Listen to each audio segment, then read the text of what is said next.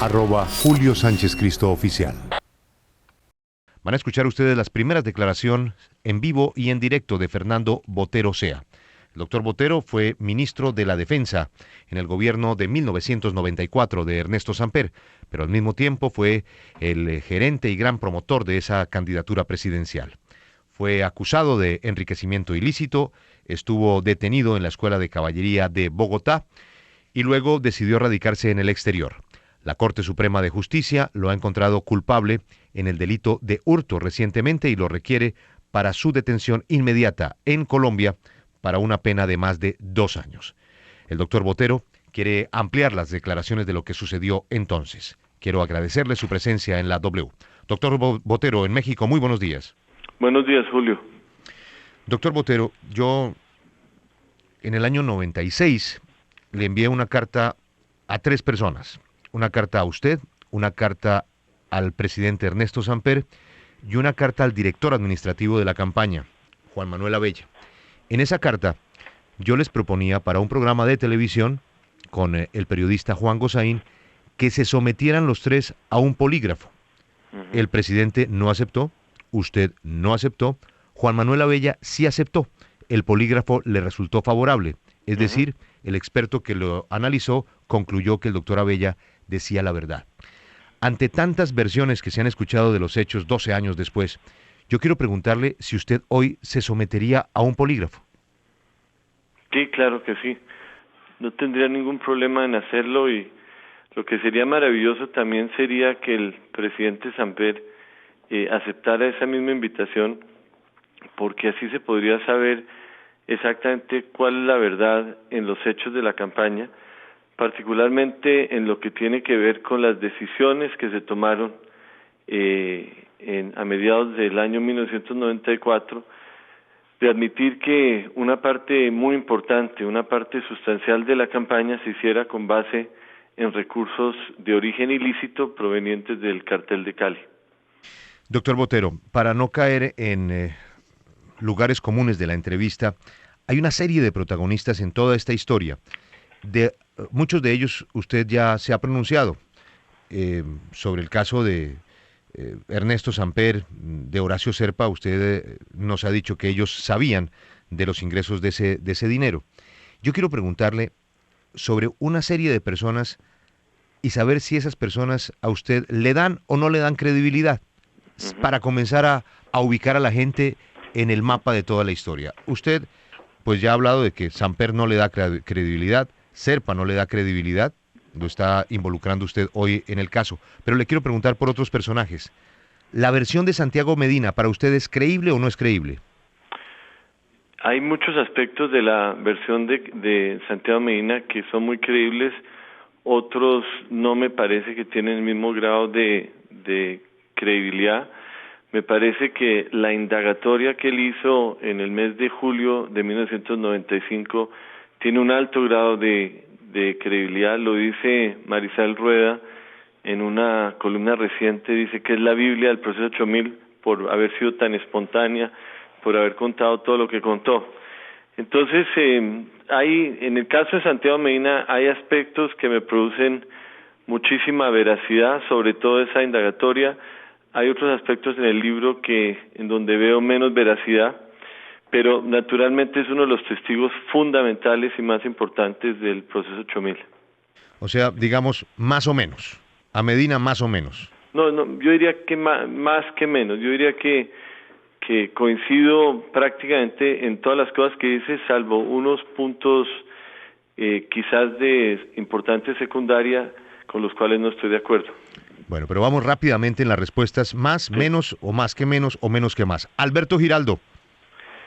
Bueno, yo la verdad no conocí a Alberto Giraldo más allá de verlo en la campaña unas veces y saludarlo, pero creo que lo que él dice también tiene veracidad en cuanto fue una de las personas que sirvió de intermediarios entre la campaña y la organización de los Rodríguez Orejuela. Alfonso Gómez Méndez. El doctor Alfonso Gómez Méndez es una persona que yo respeto mucho. Creo que es un hombre que tiene una gran respetabilidad en Colombia. Me tocó vivir una situación con él que no fue fácil. que fue pasar de tenerlo de contraparte asesorando él al doctor Rodrigo Pardo en el contexto del proceso 8000, estar en la contraparte mía, y unos pocos meses más tarde, por los giros del destino, pasa a ser fiscal general de la Nación cuando se presenta una nueva acusación en mi contra. Pero creo que es un hombre de gran respetabilidad. O sea, ¿le cree? Sí. ¿Le cree? ¿Usted le cree a Alfonso Valdivieso? Sí, naturalmente. Yo creo que el doctor Valdivieso tiene el mérito enorme de haber desarrollado esta investigación, de haberla llevado hasta un punto muy importante, de haber tenido el valor de enfrentarse al presidente de la República y al gobierno, y sí es un hombre que merece mi respeto. En el gobierno usted dice que no le cree a la versión de Serpa sobre lo que pasó, pero Serpa no estaba solo, estaban otras personas. ¿Usted le cree a Juan Fernando Cristo? Pues yo creo que todas las personas que estábamos en la campaña, yo diría el tema en dos. Por un lado, estábamos las personas que tuvimos conocimiento del ingreso de estos recursos a la campaña, durante la campaña, y después ese círculo de personas, que era bastante pequeño, se va ampliando progresivamente en la medida en que ya para toda la cúpula del gobierno, los principales funcionarios del gobierno, existe certeza de que ingresaron esos recursos, y en ese momento lo que sucede es una operación de encubrimiento muy grande que dura buena parte del 94 y el 95, en donde la única preocupación a nivel de todos los funcionarios, incluyendo el doctor Cristo y otros importantes funcionarios, era ver de qué manera se podía manejar esta crisis y manejar la tormenta que se avecinaba, con la eventual posibilidad de que Santiago Medina contara lo que ha sucedido en la campaña. Pero, doctor Botero, es que es muy importante saber, simplemente para poder armar el rompecabezas después, si para usted lo que diga Juan Fernando Cristo, eso no es creíble. Pues es que es muy creíble. ¿En qué sentido? ¿Creíble con respecto al proceso 8000? Por supuesto. Pues yo diría que es de baja credibilidad. Baja credibilidad. Rodrigo Pardo, ¿alta, baja o mediana credibilidad? En el caso de Rodrigo Pardo, yo diría que mediana credibilidad. Juan Manuel Turbay. Baja credibilidad. Ramiro Bejarano. Alta credibilidad. En los políticos, ¿tiene credibilidad el comentario que haga sobre el 8000 Eduardo Mestre? Baja credibilidad en la medida que, a ver, gran importancia en el proceso 8000, no sé cuál sea su versión ahora. Sí. Si él contara la verdad, tendría la más alta credibilidad para mí, porque fue un protagonista de primera línea en lo que pasó. Rodrigo Garavito. También. David Turbay. También. Orlando Vázquez Velázquez. No lo conozco muy bien, pero diría que por lo poco que lo conozco, de baja credibilidad. Doctor Fernando Botero, vamos a las preguntas. ¿Por qué, después de esa confusa entrevista que usted dio, en donde desconcertó al decir que Ernesto Samper sí sabía, pero usted no sabía, y se perdió toda la credibilidad en lo que usted dijo, ¿por qué esta vez sí debemos creerle? ¿Qué ha cambiado? A ver, yo mencioné ayer que la entrevista de Yamid Amat había sido un error de mi parte por dos razones. Por un lado, porque no quise asumir la responsabilidad plena en mis actos, y en segundo lugar, porque en el momento ya de confrontar la realidad me faltó el valor para realmente decir las cosas con la claridad que las dije ayer. Dicho esto, Julio, vale la pena precisar que a los 2 o 3 días de haber hecho esa entrevista de Yamid Amat, que fue el 22 de enero de 1996, pedí una ampliación de indagatoria a la Fiscalía General de la Nación, la cual fue concedida el día 26 de enero de 1996, es decir, 4 días después del inicio de esa declaración.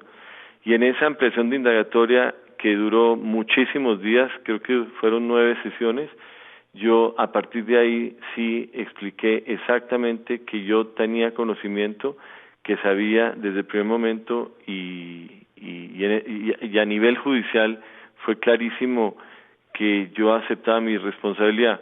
Tan es así, Julio, que en una reciente entrevista en la revista Semana, el fiscal Valdivieso expresa que él no se sorprendió para nada con mis declaraciones porque las conocía en el contexto de las indagatorias a la Fiscalía General de la Nación. Doctor Botero, ¿no será que, a propósito de episodios como esa entrevista de Yamid Amat o algo que usted ha contado, que fue un momento en que usted rompe un cenicero en la cara, en frente de Horacio Serpa y de Juan Fernando Cristo, pues no se lo rompe a ellos, lo rompe contra una pared, y en otros hechos que presenciamos quienes íbamos a hablar con usted a la Escuela de Caballería, pero también veíamos que detrás de usted había todo un montaje mediático? Estaba esa señora panameña, esa oficina internacional que le asesoraba a usted hasta cómo mirar, cómo vestirse, en qué momento exaltarse o no exaltarse, inclusive en la entrevista con Yamid, todo perfectamente calculado hasta que usted no contaba con que Yamid iba a sorprenderle con esa pregunta. ¿No será que, mirándolo en perspectiva, esos asesores que le manejaron a usted todo el tema mediático para producir ciertos efectos ante la opinión pública, hoy que ya no los tiene, esos asesores se equivocaron? Bueno, no, me equivoqué yo al tenerlos. Yo creo que era una época en donde yo tenía una experticio en lo que eran las encuestas políticas, los asesores de imagen, las estrategias de comunicación, y en ese momento, digámoslo así, yo tenía una obsesión por ese tipo de temas.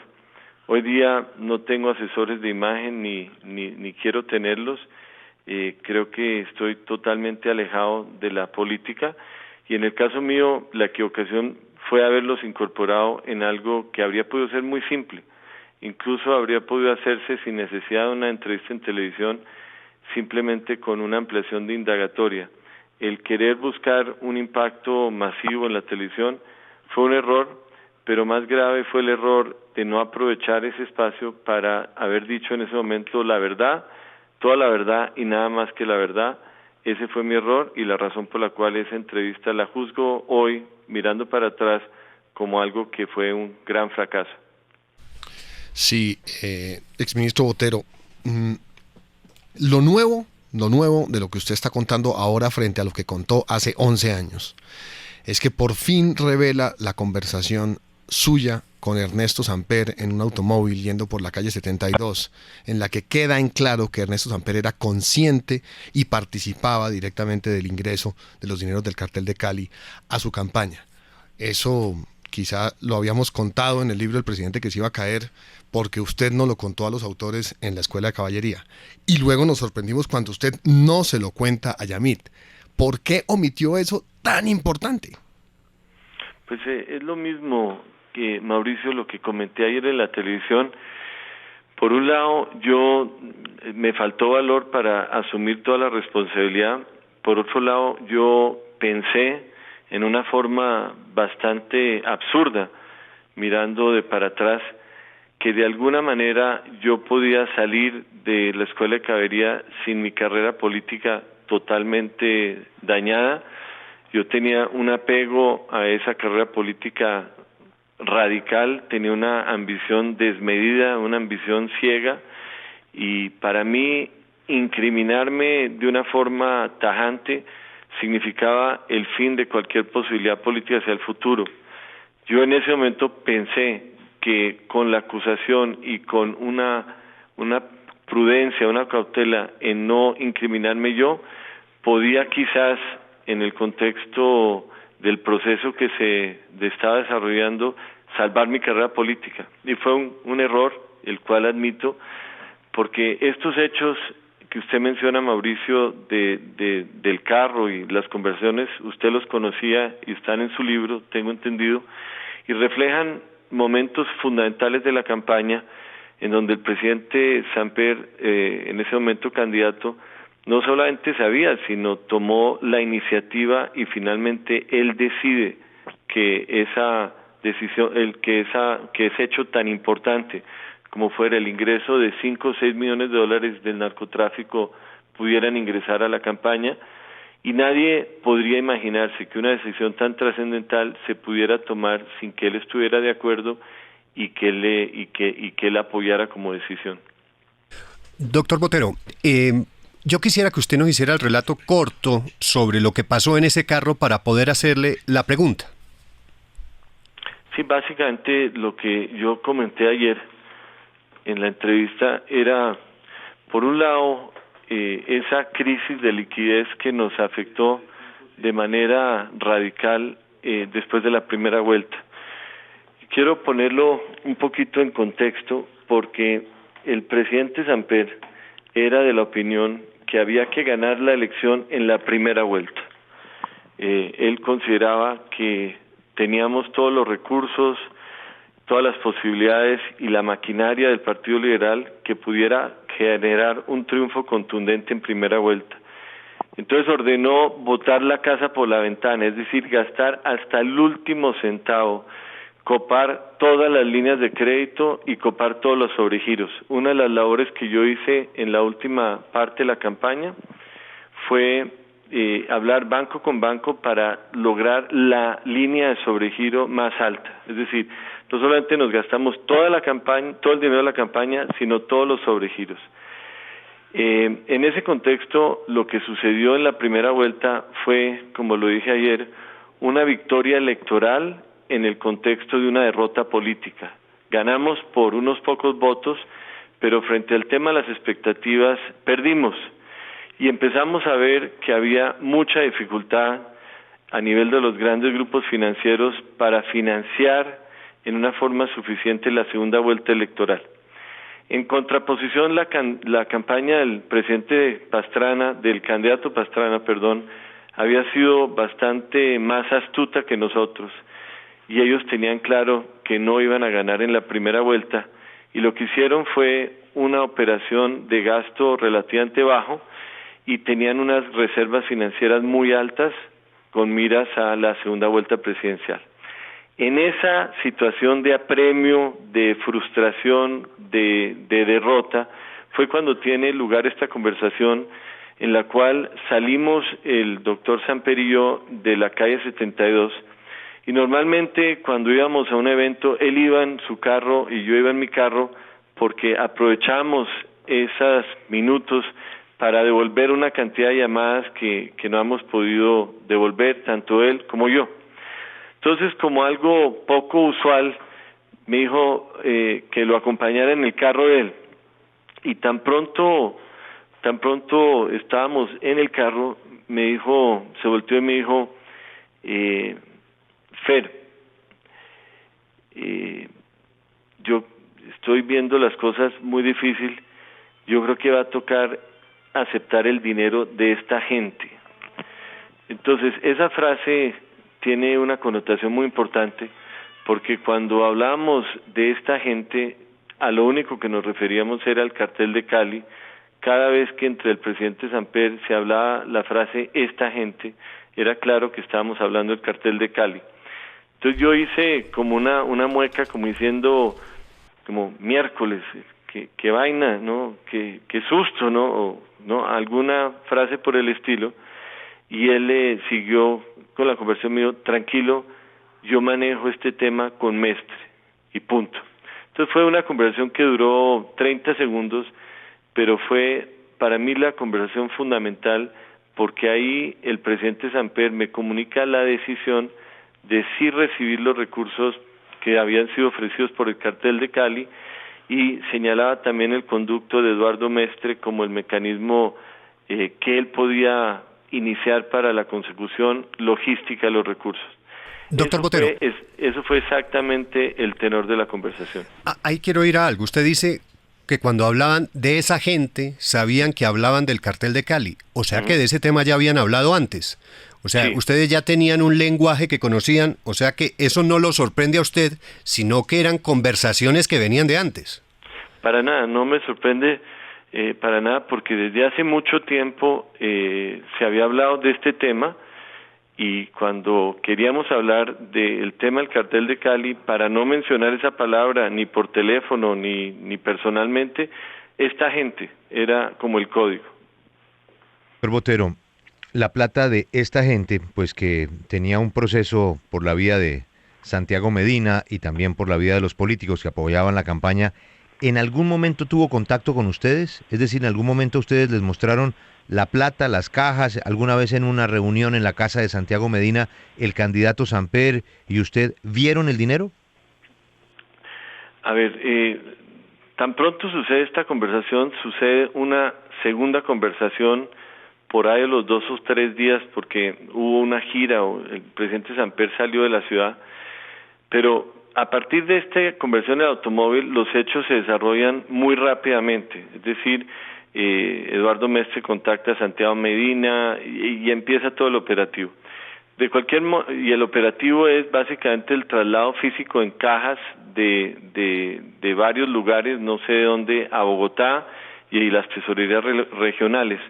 Pero me llama el presidente Samper en un momento dado y me dice, estábamos en su oficina, el segundo piso, y me dice lo siguiente: oye, este dinero que va a entrar, yo quiero que el que defina la repartición sea Horacio, refiriéndose naturalmente a Horacio Serpa. Como yo tenía esa deformación de las encuestas y yo sabía exactamente los departamentos donde teníamos fortaleza y exactamente los departamentos donde teníamos debilidad, me salió así como del alma la frase siguiente: doctor Samper, no, ni siquiera doctor Samper, porque en esa época le decía Ernesto, pero no valdría la pena para eso mirar las encuestas. Y se volteó y me dijo esta frase mirándome, no, como un imbécil, me dijo: no sea tan huevón, lo que diga Serpa, como diciendo, no se le ocurra ahora meterle encuestas a este tema, lo que diga Serpa. Y lo menciono porque lo que diga Serpa era muy importante, porque una de las cosas que en la campaña temíamos es que cualquiera que fuera el origen del dinero se repartiera a los parlamentarios que no fueran, es decir, que hubiera una equivocación en esa materia. No hay nada, para el que conozca de política, no hay nada más endeudado que un parlamentario recién elegido.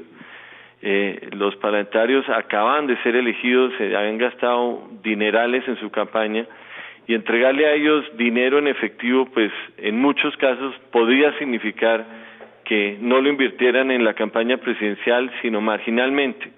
Entonces, Horacio Serpa tenía conocimiento íntimo de cuál era el estatus y las costumbres y la confiabilidad de parlamentario por parlamentario, y era la razón por la cual el doctor Samper quiso que esa asignación de recursos la hiciera directamente Horacio Serpa.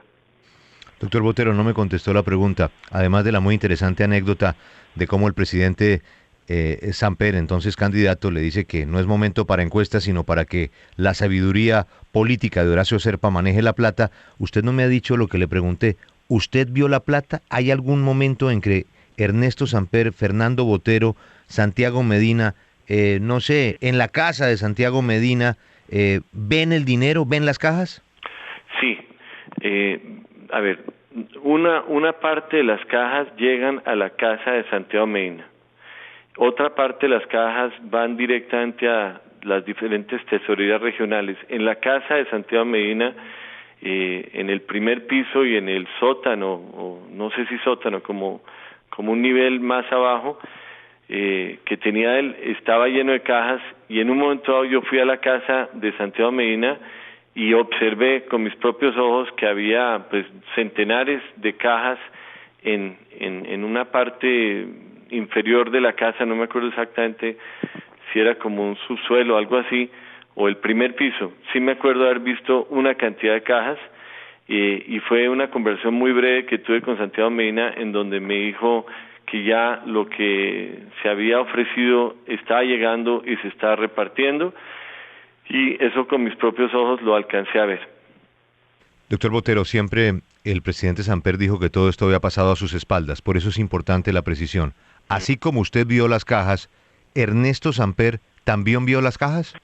Yo tengo entendido que no, por lo menos que yo sepa, él no fue a la casa del doctor Santiago Medina en esa ocasión ni después, sino hasta cuando hay un partido de fútbol el día antes de la elección presidencial. A esas alturas ya no existía ninguna caja porque ya habían sido repartidas a las diferentes tesorerías regionales. Sí, usted dice que venían en conversaciones, que ya tenían unos códigos para hablar de la plata de esa gente. ¿Usted nos podría contar la primera vez que usted y Ernesto Samper hablaron del cartel de Cali a puerta cerrada? Hablamos del tema del cartel de Cali en varias oportunidades, sobre todo después de la visita que hicimos a Washington, creo que en el mes de octubre o noviembre de 1993. En esa visita que estuvimos en Washington, fuimos al Departamento de Estado, y en el Departamento de Estado tuvimos una reunión con el señor Robert Gelbart, que era un alto funcionario del Departamento de Estado, responsable de temas de narcotráfico. Y en esa reunión, en una forma poco diplomática, el señor Gelbart nos dijo que el gobierno de Estados Unidos estaría vigilando muy de cerca las finanzas de la campaña presidencial porque tenían preocupaciones que pudiera ingresar a las arcas de la campaña recursos provenientes del cartel de Cali. Así, con esa claridad lo dijo. Y eso creó un hecho muy importante en la campaña porque se crearon una serie de estructuras para evitar que ese dinero pudiera infiltrarse. No sé si por razones morales o no, pero claramente por razones pragmáticas, porque estábamos advertidos por el gobierno de los Estados Unidos de que habría una vigilancia muy celosa, muy escrupulosa de las finanzas de la campaña.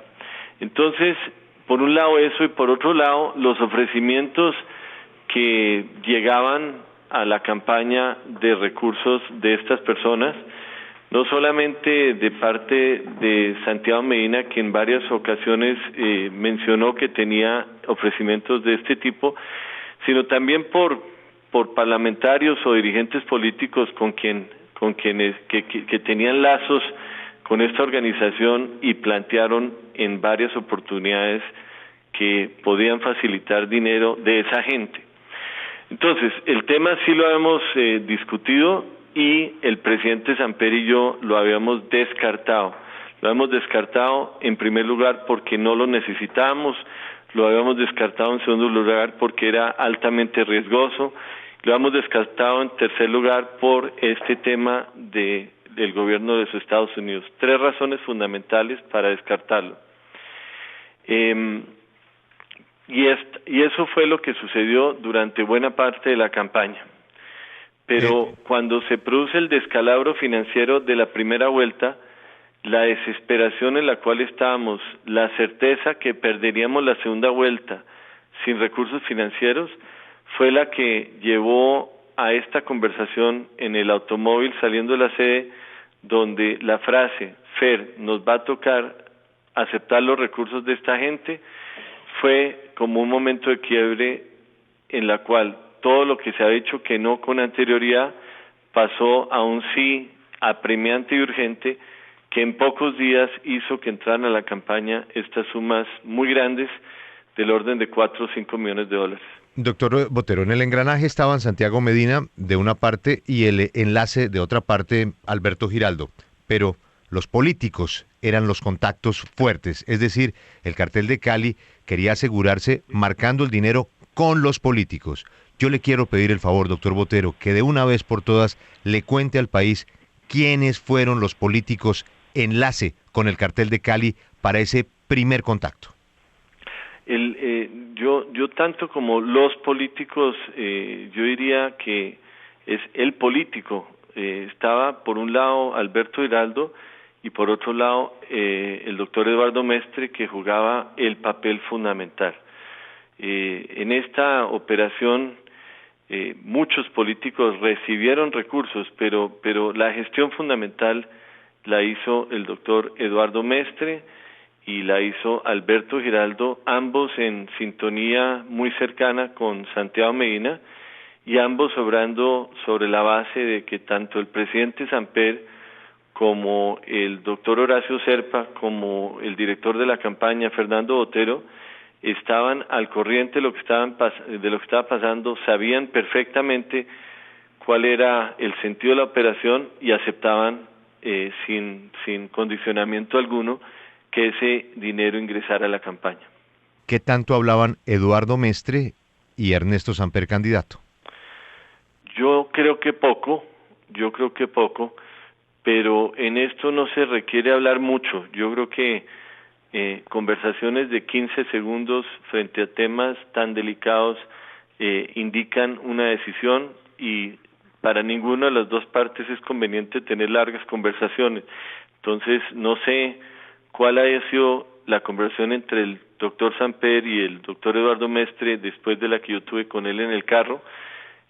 Me imagino que fue una conversación muy corta, pero una conversación trascendental, porque a partir de esa conversación los hechos se desencadenaron de una forma muy rápida, y a la vuelta de unos pocos días ya las cajas estaban en la casa de Santiago Medina y se están empezando a repartir por todo el territorio nacional. Un conocedor y estudioso del proceso 8000 nos acompaña, Jorge Lesmes. Jorge, le escucha al exministro Botero. Doctor Botero, ha dicho que al comienzo de esta entrevista dijo que Santiago Medina en sus declaraciones tenía un alto reconocimiento de lo que había dicho. Nosotros durante la investigación del proceso 8000 tuvimos acceso, la revista Semana fue de las primeras medios que tuvo acceso a Santiago Medina, y desde el comienzo de su declaración y durante toda esta etapa y toda esta historia, Santiago Medina siempre afirmó que las reuniones que se llevaron a cabo con los Rodríguez Orejuela en Cali siempre fueron informadas por él a usted. Santiago revela 5 reuniones con los Rodríguez y 5 informes que le entregaron a usted en la medida que se fueron pidiendo los dineros, porque Santiago decía que se empezó con una cifra de $1 millón y lentamente se fue aumentando a 5 o 6 millones de dólares. Usted en lo que ha venido hablando ha dejado como muy aparte que Santiago trajo la plata, apareció la plata en la casa y después en la campaña. ¿Cómo fue esa relación suya de Santiago Medina con Santiago Medina en todo el ingreso de la plata y las solicitudes que hicieron los Rodríguez para el ingreso de esa plata? A ver, por eso yo decía que respetando mucho las indagatorias y muchas de las cosas de Santiago Medina, pues hay otros aspectos con los cuales no concuerdo, por lo menos mi versión de los hechos no engrana en la versión de los hechos de él. En el caso particular que estoy haciendo referencia, que es el momento en que el presidente Samper toma la decisión de sí recibir esos recursos, estamos hablando del periodo entre la primera y segunda vuelta.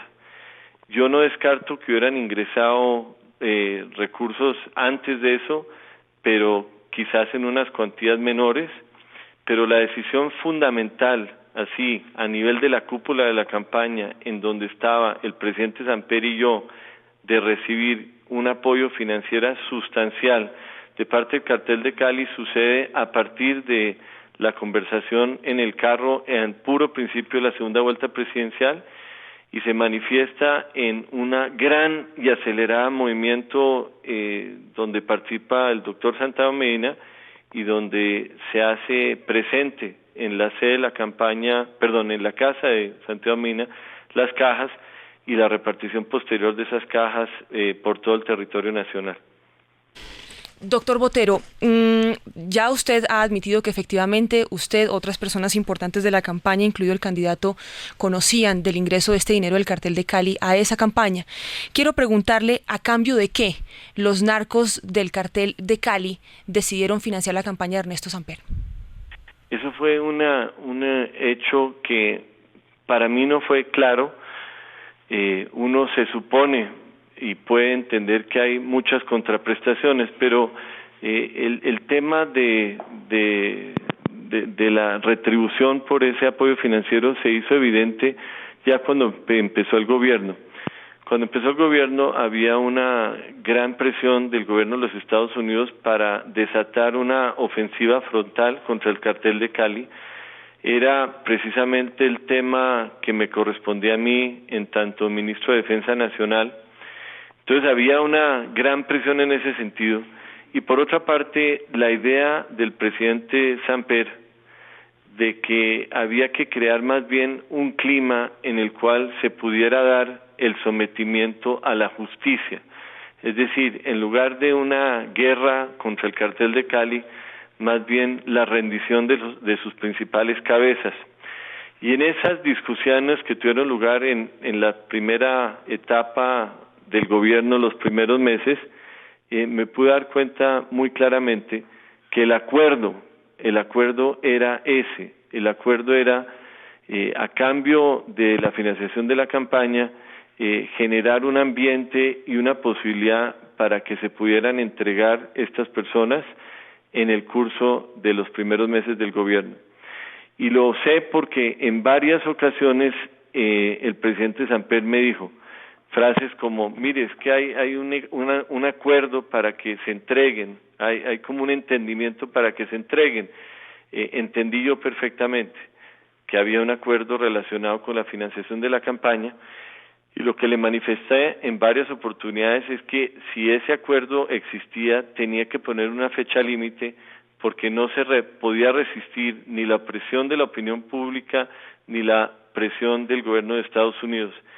Después de muchos ires y venires, esa fecha se fijó como final del año 1994, particularmente 31 de diciembre del año 94, el presidente Samper hizo varias gestiones para propiciar esa entrega y no se dio, y cuando no se dio sucedió algo que fue un giro en la estrategia del gobierno y particularmente de las fuerzas militares y de policía a partir de enero de 1995, donde realmente empieza una persecución real contra el cartel de Cali, que culmina más o menos en el mes de junio con la captura de Gilberto Rodríguez Orejuela y unos par de meses más tarde con la entrega de José Santa Cruz Londoño y la captura de Miguel Rodríguez Orejuela.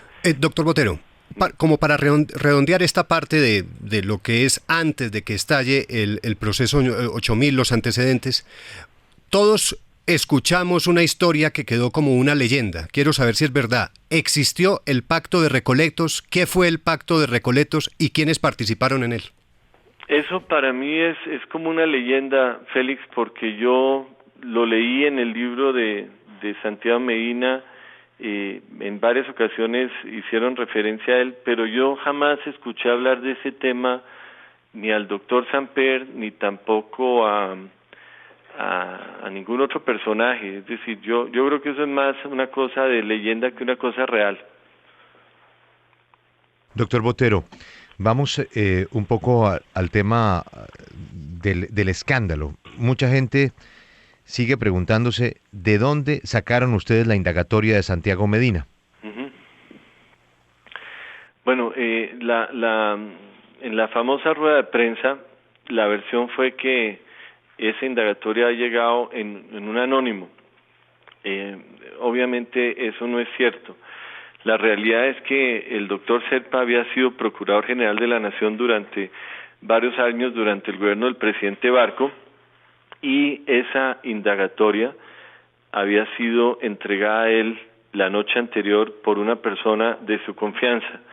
No conozco el nombre, pero fue directamente una filtración de la indagatoria a el doctor Horacio Serpa, y tan pronto se produce eso, tan pronto se conoce la indagatoria, el presidente Samper cita una reunión de emergencia en Hato Grande. Me acuerdo que fue un domingo por la noche, y pues estábamos ahí, el doctor Serpa, estaba el doctor Samper, estábamos varios de los funcionarios del gobierno, y pudimos leer con detenimiento la indagatoria de Medina, que acaba de ser entregada, creo que horas antes, al doctor Horacio Serpa.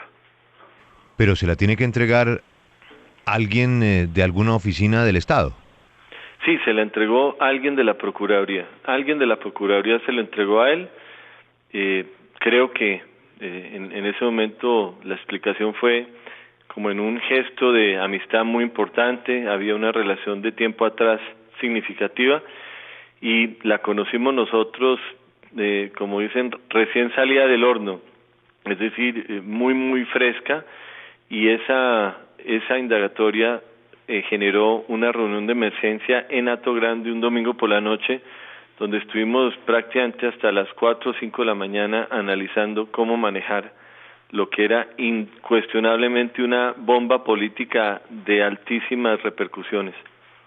Doctor Botero, estaba pensando en las fechas.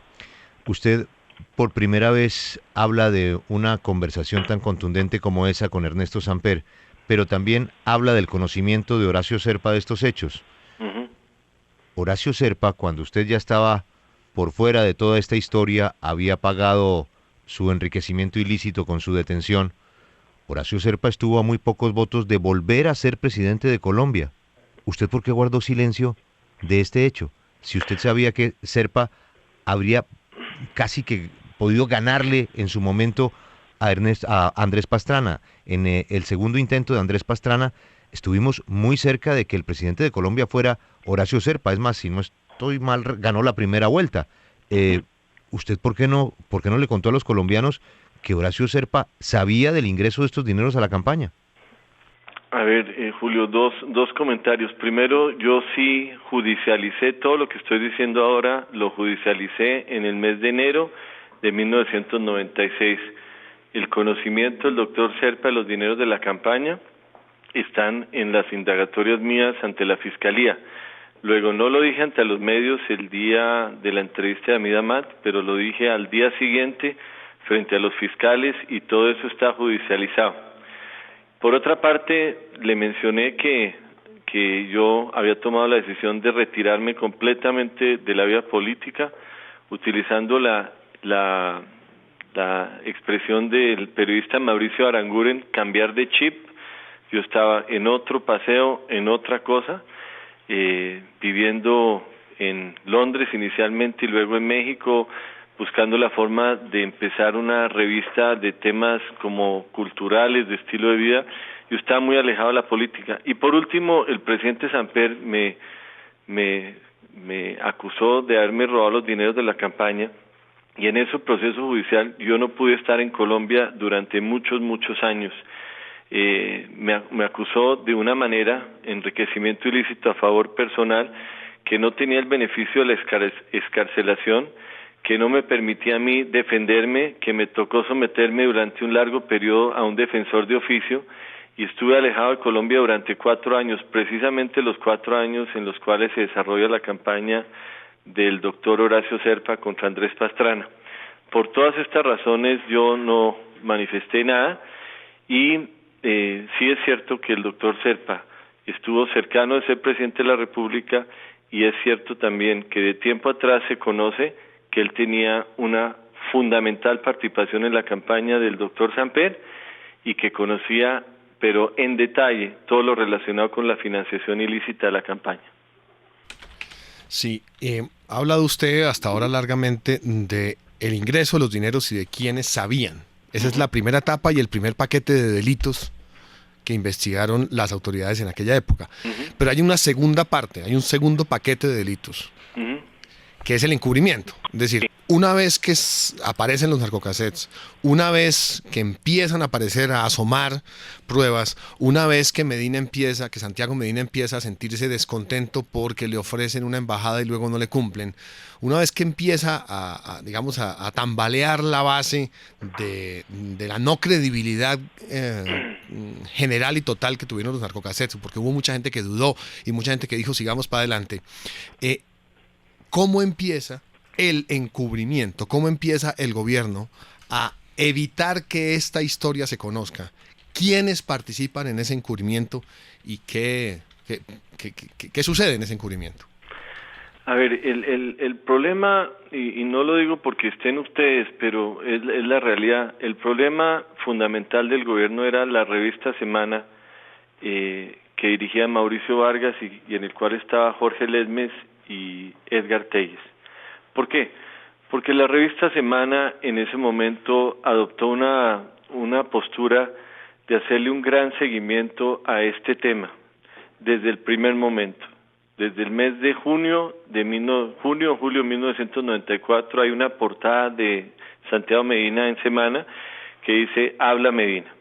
Desde ese momento hay un seguimiento muy a fondo al tema, y ese seguimiento de parte de Semana, que lidera entre los medios de Colombia, y sin restarle importancia a otros, pero es un liderazgo de Semana en esa etapa, hace que para el gobierno esta posibilidad de que se desate el escándalo sea algo supremamente grave. A partir del ingreso del gobierno se genera una estrategia de encubrimiento en donde participamos los funcionarios de mayor confianza y mayor importancia en el gobierno.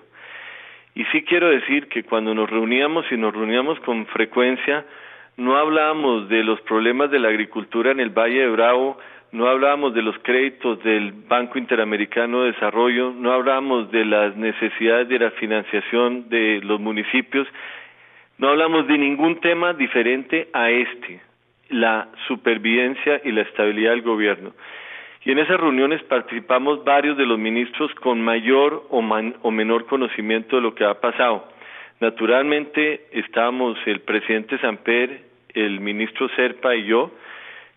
Nosotros tres teníamos pleno conocimiento de lo que ha pasado, y empezó a hacerse más grande el grupo con otras personas que tenían mayor o menor conocimiento de los hechos en sí mismos.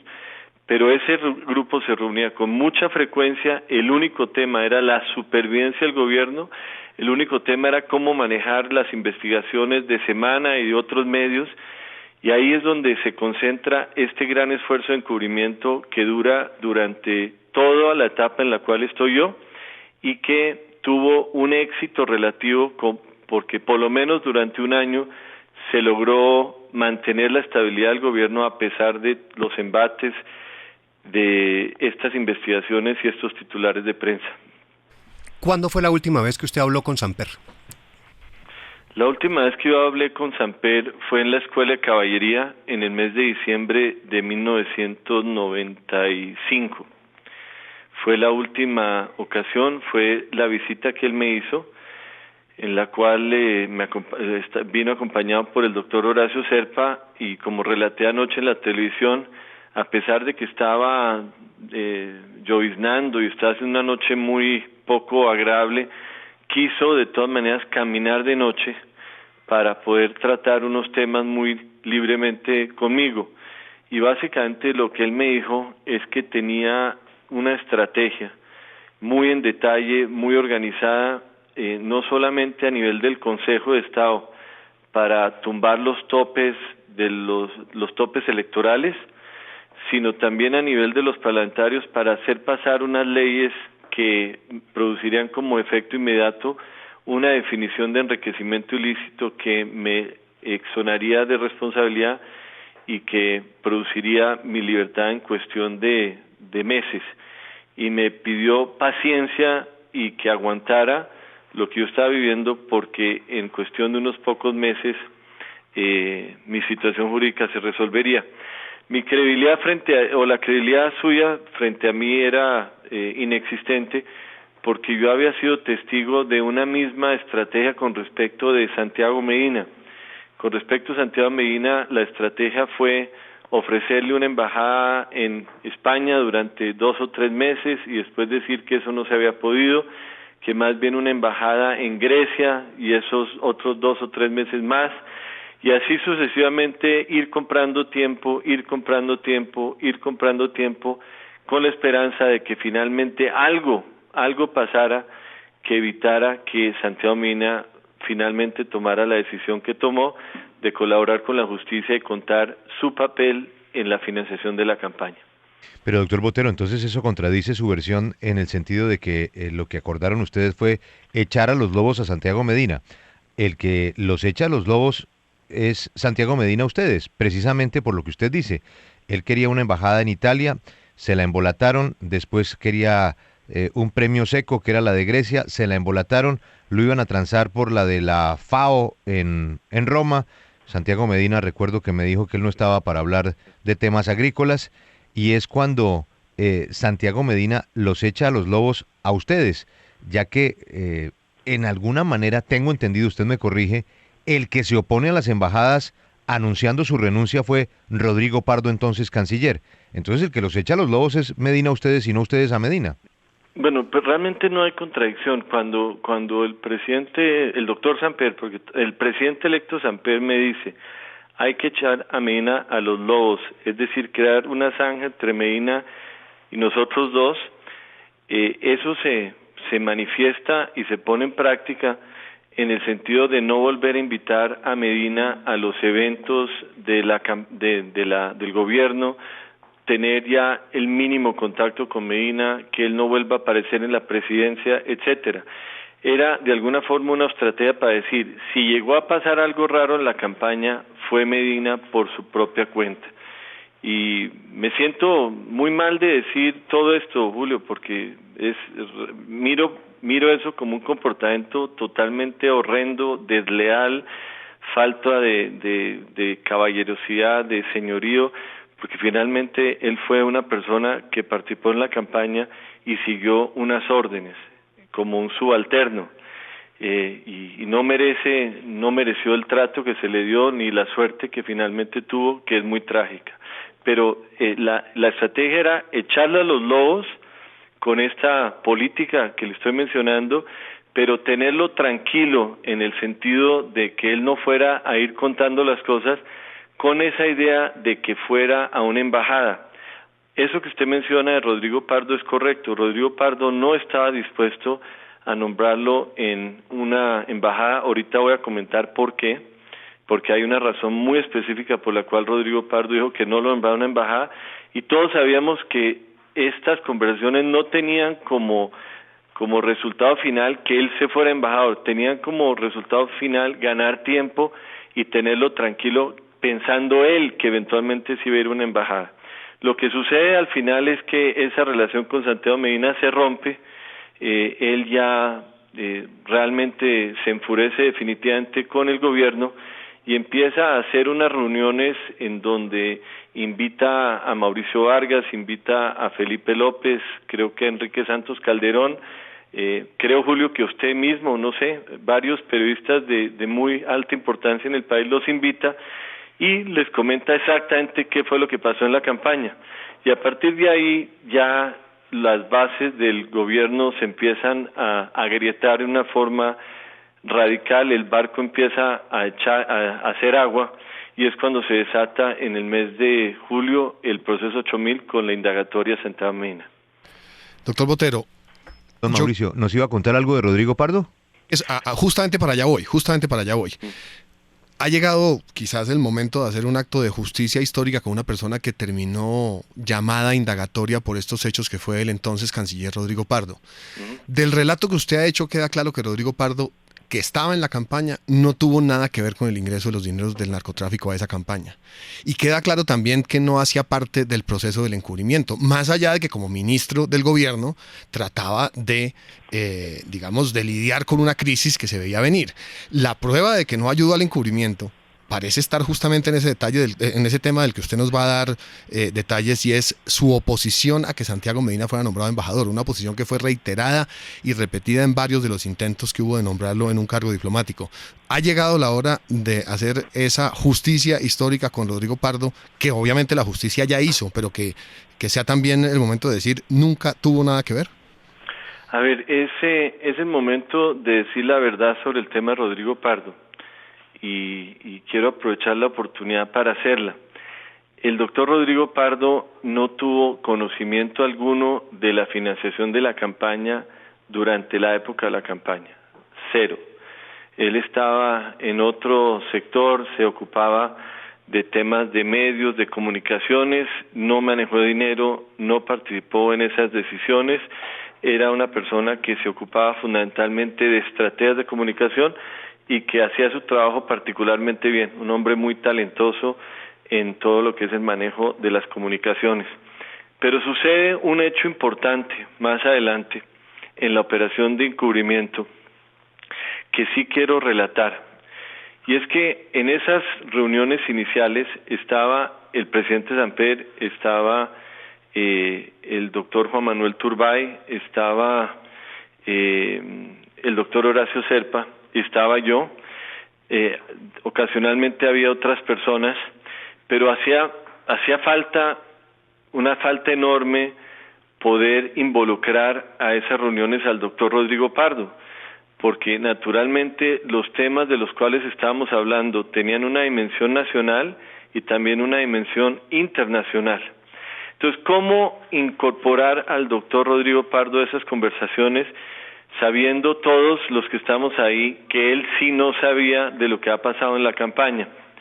Entonces, el presidente Samper me dijo que teníamos que hacer una reunión con Rodrigo Pardo y que en algún momento de la reunión él diría que una frase en la cual lo que le quedara a Rodrigo Pardo era que sí había entrado dinero a la campaña y el que lo había entregado había sido Santiago Medina. Entonces la reunión se desarrolló de la siguiente forma, con una gran capacidad de teatro de parte del presidente Samper. Estamos hablando de varios temas de la relación bilateral con los Estados Unidos y de pronto dijo, óigame, qué vaina, pero Santiago Medina logró infiltrar dinero de esta gente a la campaña.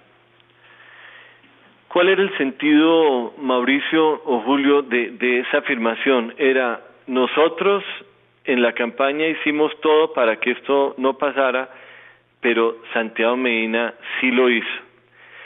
Entonces, ¿qué realidad surgía de esa conversación? Primero, Rodrigo Pardo ya se entera de que hubo esta financiación sin que lo hubiera aceptado o promovido o permitido ninguno de los altos directivos. Era una cosa que Santiago Medina hizo, entre comillas.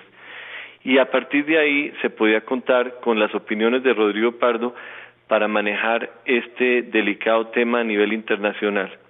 Entonces, eso es la realidad de lo que pasó. El doctor Rodrigo Pardo nada tuvo que ver con la financiación ilícita de la campaña. Es más, yo creo que es un hombre de una gran integridad. Lo aprecié mucho, lo admiré mucho. Acabamos en orillas opuestas de la política, pero de todas maneras siento una gran admiración por él. Y a partir de esa conversación lo que sí existía es que él tenía la idea de que sí había pasado una cosa por Medina, pero que no reflejaba de ninguna manera ni la voluntad ni los deseos del presidente ni de sus altos ministros de Estado.